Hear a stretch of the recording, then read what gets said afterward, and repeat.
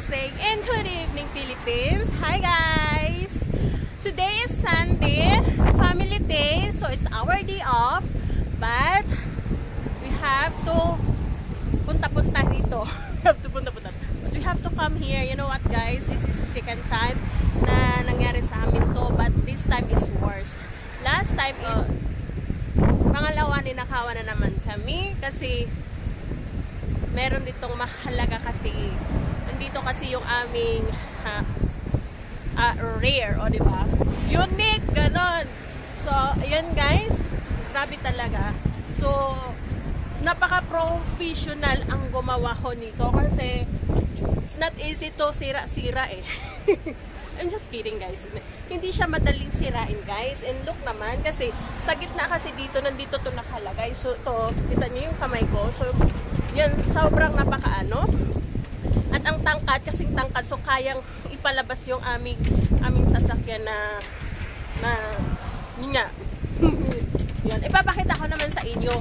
Hindi nila nakuha kasi hinarangan kasi ng aming jeep, aming truck pala, aming truck at saka ng isang sasakyan. So left and right siya guys. Here, talagang para magkasya talaga kasi yung ano namin eh. Guys, it's windy today. Grabe, malamig. So kaya lumilipad ang aking buhok kasi sobrang lakas ng hangin. Yes. So yes, ito naman hindi to basta-basta guys kasi mabigat to. Grabe yan, mabigat. So kahit ang aming, sa sobrang lakas ng hangin doon, yung anong bandera din doon na ilalagay ang aming ano sa aming shop, natanggal and hindi namin alam kung nasaan na lumipad. So eto, hali kayo rito. So ito yung aming storage guys, storage. Yan. So ito ang aming truck na kung saan ginagamit din namin ito. Na kung ano, yan. So, madilim na tayo. Saka nandito kasi may nakatabon doon. Madilim guys. So, dito tayo. Hindi nila basta makuha kasi kailangan nila to, itong aming sasakyan din doon. So, ito, napakaliit ng space. Napakaliit ng space para ilabas nila tong diba? Mahangin lang siya guys, sobra. Sasakyan. Na kung saan dalawa lang ang makapasok. Makasakay pwede. So, ito. Madilim. So, ito ang gusto nilang, kasi nakalock to guys. Hindi siya mabuksan. Kaya hindi ko mapakita sa inyo ang loob. Pero, ito lang siya ang, ito ang naisip ng asawa ko na ito yung gusto nilang kunin. Kahit old na, yan, talagang inaano ng asawa ko to, na talagang mahal hindi siya basta-basta makukuha. And we're so thankful talaga sa aming neighbor doon na ganito din na shop. Kasi tinawagan talaga kami, nanonood kami ng movie. So, ayan, kaya hindi siya basta-basta talaga doon. Yan, ito yung storage namin na kung saan marami ditong klase na nakalagay. Mga gamit namin na hindi ginagamit, yung mga clothes namin na hindi nasusuot, yung mga, basta ganun, madami dyan. So, yun na nga, kaya napasugod kami dito guys sa aming shop. And this is it na nangyari. Diba? Napaka-professional ng mga gumawa nito. Honestly, yung dati doon, na talagang ginupit talaga nila yung din, kasi yung gate namin doon, halika punta tayo, ay ito, ayan, nahulog ang aming dito, yan nakalagay sa amin dito yung shop namin, ayun guys, o diba, natanggal na. So dati, nung una, last month lang guys, sabi ko sa asawa ko, every month na kasi ito ginupit to guys, grabe, dito ito, tinanggal to dito lahat guys, nakasyang-kasyang talaga papasok. Kasi may mga sasakyan din kasi doon, kita nyo doon, yung mga yon sasakyan. Hindi naman yun, gumagana yung iba, pero yung iba, parts na lang. So ito guys, sinira talaga to. Na yung ginawa, ito parang ganito ba? Ay, ito pa nga siya naging temporary lang siya, ito. So ayan, ginupit. mga professional ang gumawa nito guys, mga professional. Nakikita, narinig nyo ba yung hangin? Sobrang napakalakas ng hangin guys. So dito una, ang kinuha naman doon sa sasakyan ay yung battery. Yung kinuha doon sa sasakyan. Yung sasakyan na yun, sasakyan ng customer namin yun. Kinuha ko na yun. So yan. At ngayon, worst na talaga na, kaya nga ito, inayos na to ng aking asawa. Ito kasi, akala ko naman, ang pinutas ay yung itong pangalawa naming, akala ko ito. Kasi yan o, sira na. Pero, hindi ko akalain na storage na pala namin ang inano. Kasi marami din mga mahalagang bagay dito guys. Hindi lang halata. Okay, I'm shaking. I'm shaking guys. So, hindi lang talaga halata na alam mo last time din nangyari doon, Sunday din. And today is Sunday again. But, ginawa nila, I think, Saturday na yun. Ha? Okay. So, ito ginawa nila is, ito, last time, nakita namin sa aming camera, sa video camera namin, na yung mga tao tumatayo, dalawa ang may gawa. Kasi yung sa camera doon. Pero this time, ayun, check ng asawa ko kung paano nila to ginawa. Pero, sabi ko sa asawa ko this time, lagyan namin doon ng camera. Kasi ang camera namin nandun, nakaharap nandun. Pero, hindi namin in-expect na this time, maglalagay kami ng camera dito para makita lahat buong diretso yan. Ayan. Whew, I'm shaking. It's cold. Oh my God. Ito, ewan ko kung anong oras kami makaka-uwi para amin itong solusyonan kasi makakapasok dito Ayan makakapasok ako. So kahit sino makakapasok, kahit yung asawa ko. Wait. Yan, makakapasok. Kahit yung asawa ko. So yun. Buti na lang kamo talaga ang asawa ko nagdesisyon ilagay yung truck namin dito at saka yung isa doon kasi talagang tsaka may mabigat-bigat din doon mabigat-bigat doon na ayan, hindi nila basta-basta and it takes a lot of time pa kasi ipupush pa nila to madami-dami, kailangan ng marami, mga iilan, mga 5 tao pero ewan ko kung makikita naman sa camera kung ilan ang tao nag-try na pasokin to na looban kami. Makikita ng asawa ko yan. Hindi lang namin ipapakita sa dito guys kung ano yung nandun sa video namin kasi na yun ayaw ng asawa ko So ito lang. Hindi pa namin alam kung ano yung mga nawawala sa amin dito sa loob ng aming storage. Marami kasi kami mga bagay dito na mahalaga na hindi naman kasi in-expect namin. Diba? Pero ayun lang sana. Pero okay lang yan. Kung may nawala. Yan. May darating naman na mas higit pa kung ano yung nawawala sa amin. Diba? Ganun lang naman talaga. Importante, ang aking asawa at aking anak at kami ay healthy at walang nangyari sa aming masama. Yun ang pinaka-importante. Mga bagay nawawala, bagay lang yan. Mapapalitan din yan. Ayan, diba? Importante kami okay. Yan kung anong nangyari dito ngayon sa amin. Na lagi na lang kaming pinanlooban at kinukuhaan ng ninanakawan.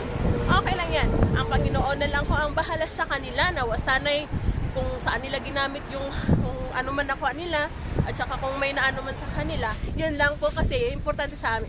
Okay kaming pamilya. Yun lang. Hi guys, ayan, nandito na ako sa loob ng aming sasakyan kasi sobrang lamig and my baby, she's sleeping. Diba? Ang sarap ng tulog ng aking anak. Ay, nung papunta pa lang kami dito, ayan, natutulog na siya sa daan. So ngayon dito ako. Ang lakas ng hangin guys. Alam niyo, gumagalaw yung sasakyan namin na sa hangin. Sobrang lakas talaga. Grabe. So that's why nandito ako sa loob ng sasakyan namin. And ang asawa ko hanggang ngayon nandun. Tinitingnan pa niya yung camera.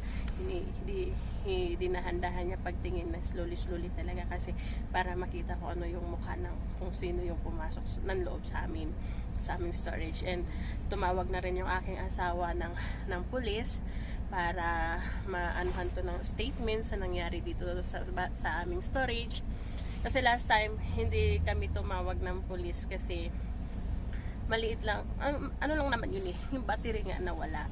So this time parang ito nakakaloka na to, malaki na tong damage at kailangan namin talaga ng statement para sa insurance kasi nakaano naman yun sa insurance yung aming yung Basta yun na yun, yung sinira nila para hindi na, malaki din gastos niyan guys ha, malaki gagastusin dyan sa pagpapaayos na yan kasi malaki ang sinira nila, hindi lang maliit na bagay. Before maliit lang mura lang hindi aabot ng $1,000 na gagastusin doon, dito kulang gusto mahal, malaki guys.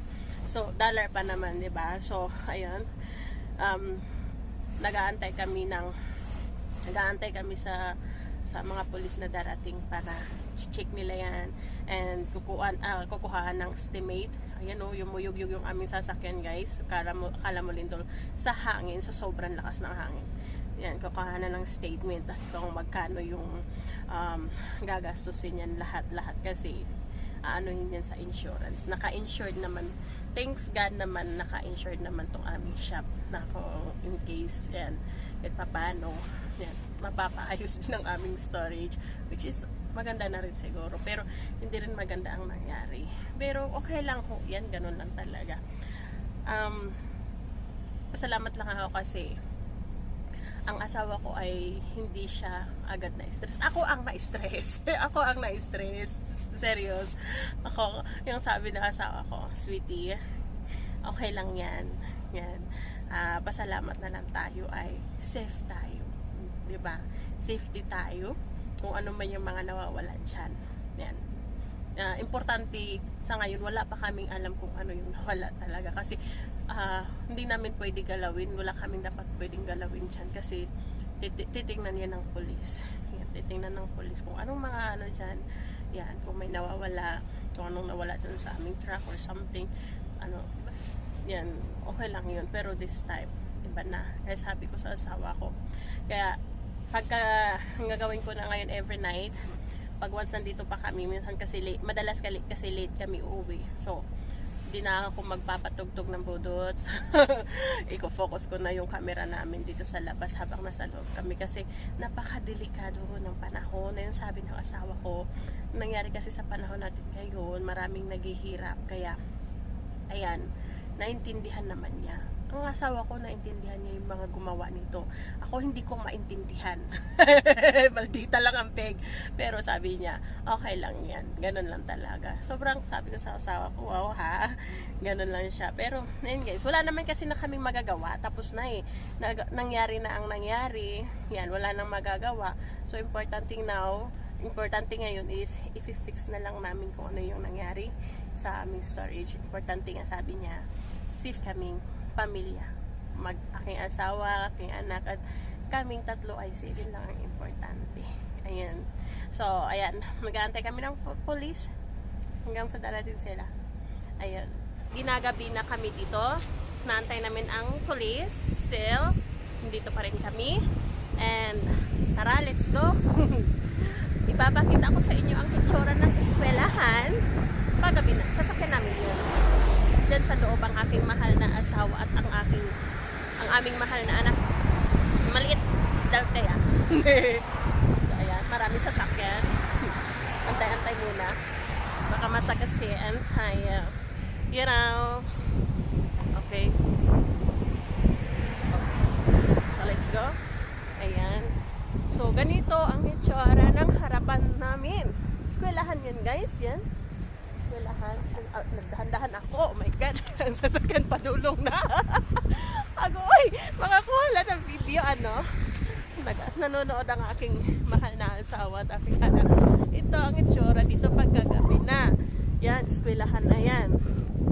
Ayan. Feeling namin, guys, ang nawalan kami ng so far, nalaman ng asawa ko, ang nawala sa amin ay blower. Blower! Ano ba? Snow blower. Nawala sa amin. So, ito yung itsura ng eskwelahan. Ang ganda tingnan, guys. Ang ganda tingnan ng eskwelahan na to. And then, I hope nalagyan nila. Magkaroon sila dito ng nilalamig ako kasi ang napaka-windy. Super lamig. Grabe. So, sana maglagay sila na sabi ko sa asawa ko, sana meron silang ng mga bodyguard, security guard para naman matingnan din yung aming shop. Okay. Ang ganda tingnan ng kanilang school, guys. Oh. Ang ganda kasi ang daming ilaw. Ayan. Ang daming ilaw. Tara. Ayan. Ang ganda tingnan pagkagabi dito. Ayan yung shop namin. Natanggal ang harapan ng... natanggal yung ano ng harapan na nakalagay ng... Yung banner. Banner ba? Tawag nun. Tawag nun. Ang ganda tingnan. Ang ganda tingnan ano. Pagkagabi. Ayan. Ayan. O diba? Ang ganda tingnan guys. Wala. Takot naman ako. Sa sobrang lakas ng hangin guys. Kaya naririnig yung tutuk. Narinig yan. May gumaganon tuk-tuk-tuk. Ang lamig. Kanina nakita ko. Ano ko na yung ano namin. Husband ko. Tumawag yung husband ko guys. Ayan. Siguro ayaw niya ako papuntahin dito kasi gabi na baka magkamalan pa ako. Kaya tumawag ako. I'm coming! Baka mapagkamalan pa ako. So, ayun guys. Ipakita ko sa nandoon hanggang doon. Pero okay na yan. Tumawag kasi asawa ko nandyan. Oh. Ayan. Ang ganda lang tingnan guys. Ayan. I'm freezing! God! Yung shop namin, nawala na yung nakalagay doon. Dapat may nakalagay yan dyan eh. Nakalagay dyan yung ano, name ng shop namin. Ayan. May park doon ah. Ah, because may dumating. Tinawagan ako kasi may dumating. Ito na yata yung pulis. Okay guys. Balik ako kasi yung anak ko nasa loob na sasakyan. Ikausapin ng pulis yung asawa ko kasi ito nga, mag-ano ng statement. Okay guys, thank you very much for watching my video or for watching our videos. Maraming salamat po sa walang sawang pagsuporta ng aking channel.